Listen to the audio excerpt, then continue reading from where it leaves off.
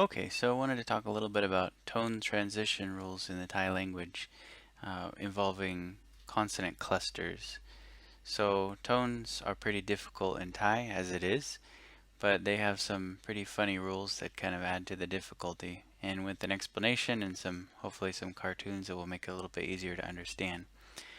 The general principle behind this rule, and of course there's always exception, but the general principle is when there's a consonant cluster, and there's several different types of consonant clusters, when they're clustered together, the first consonant sets the rules. He's the boss, like in the picture there. And then the second consonant will carry the tone will carry the tone marker if there's a tone marker. So that second part is not super important just because as far as typing or writing is concerned, that's where it goes. It'll go over the second consonant. But the really important one is the first one. Whatever consonant class that first consonant is, it sets the rules for the rest of the word. So for example, in this cartoon, this is hall heap, no nu, sara'a, maito. So without the hall heap, if you just had no nu, sara'a, maito, it would be na, a rising tone. But because hall heap sets the rule, it conducts the tone for the rest of the word, it becomes na, a falling tone. So let's look at some other examples of this concept. Next, we have these two words. If you look to the right in the blue, if it were just yoyak, sara'u, dodek, it would be a high tone, yut, yut. But because we add hall heap on the left in the red, hall heap conducts the tone and it sets the tone for the rest of the word. So now yoyak becomes by nature, it becomes a high class consonant and therefore becomes a falling tone, or a low tone, low tone, yut, yut. Next we have all ang. In these two cases, just to go back real quick, hall heap and all ang are both silent. They're not pronounced. They're used basically just to conduct the tone. So before we had yut versus yut on the right, hall heap is not pronounced, it just conducts the tone. Again here with all ang, same thing. So on the right, because yoyak is a low class consonant, it's a long vowel and it's a hard stop final consonant, galgai, it would be a falling tone, yak, yak. But on the left, you see, because all ang is a mid-class consonant and it conducts the tone for the rest of the word, it becomes a low tone, yak, yak. Let's look at another example. Here we don't have the tone marker, so take a second, maybe pause it and use a reference. What do you think the tones are? Well, what do we have? On the right hand in the blue, we have ma, which is a low class consonant. If it were just ma, then it would be a flat tone, ma.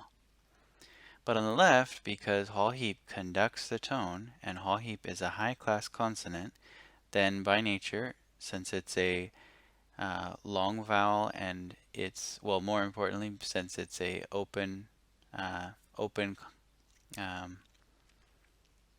since it's open, it's a rising tone, ma. So what do we see? On the left we have ma, doctor. On the right we have ma. We have a flat tone. Okay, another example. Sometimes you'll run into this. It's difficult because there are no vowels at all.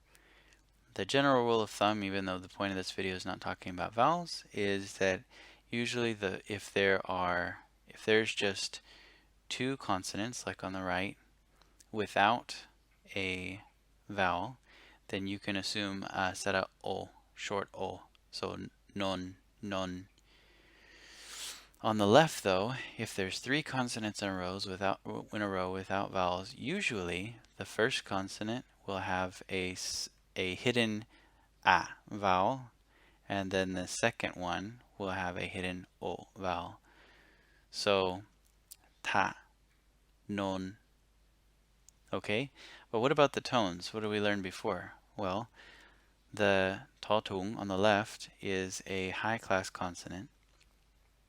So the next, so then it's going to conduct the tone.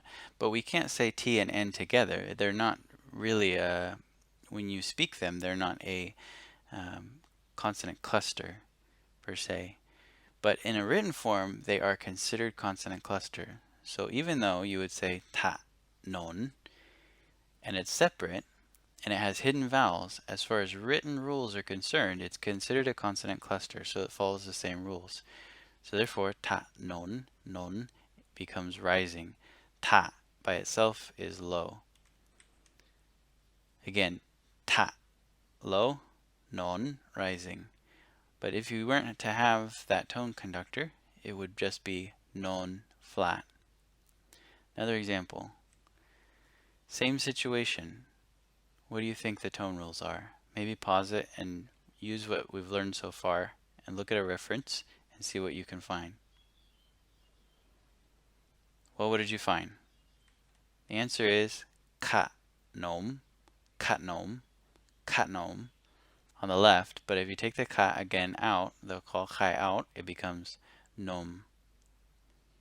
So what do we have here? Well, based on what we've learned so far, you should be able to come up with the answer. So what do you think? Maybe pause it, compare it to a reference, and see what you can come up with. Okay, well, again, saw sua and nonu can't be pronounced together.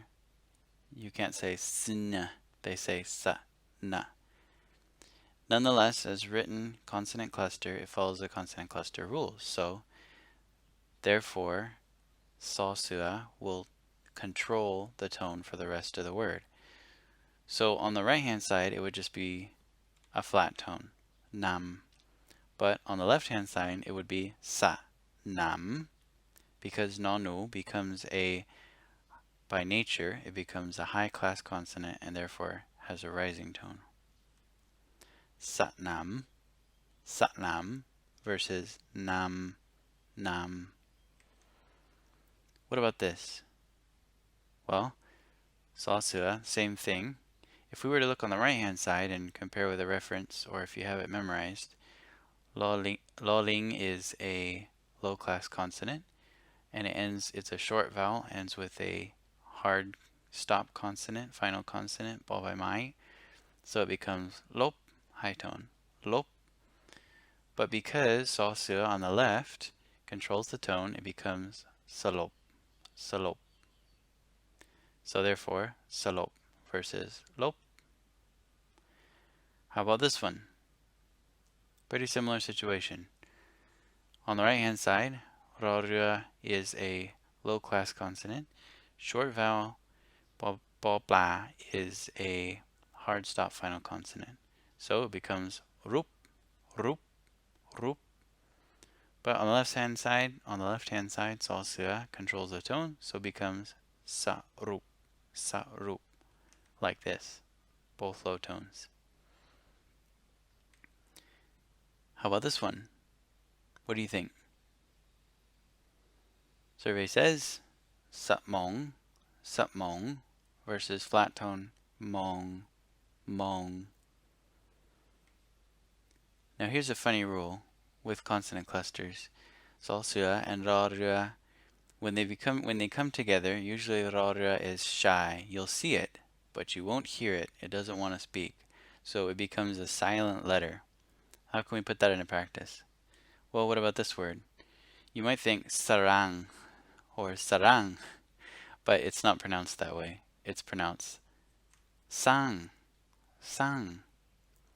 So based on that, let's look at another word. What do you think it's pronounced as? Well, it's pronounced soy, caw, because again, the R is silent. Now, did you know that there's 2 letters in the Thai alphabet that have superpowers? By themselves, they're nothing special, rarua and tautahan. But with their powers combined, they become so. Normally, this is just an annoying Thai rule, an annoying exception that you have to memorize, but I thought this might make it nicer. So let's put it in practice. Again, you might think this is trap, but no, when ta tahan and ra rua are put together, they become the S sounds also. So how do we pronounce it? Sap, sap. One last word. Again, this isn't try. Ta tahan ra rua becomes sigh. Well, I hope that some of these things helped you to understand some of the more difficult reading rules, tone rules in Thai. And if it did, well, I'm glad.